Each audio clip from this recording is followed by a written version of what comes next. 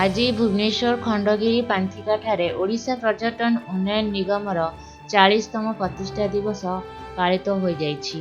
एही अवसर में वृक्षरोपण कार्यक्रम अनुष्ठित होइतिला।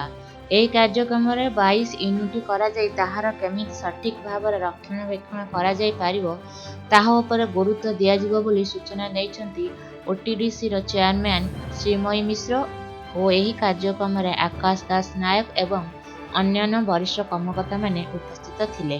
तरफ जो भाई भाव कार्यक्रम हाथ को नहीं वृक्षरोपण करने जमीक आम वुड्र प्लांटेड ट्री चैलेंज माध्यम बहुत जगह बर्तमान गछ वृक्षरोपण कार्यक्रम सामिल हो से अनुक्रम आज ओटीडीसी उत्तम कार्य आम सामिल हो अवसर में श्रीमयी मैडम को धन्यवाद जनइबी और नेतृत्व में ओटीडीसी सफलतार शिखर को चढ़ू बोली प्रार्थना करी।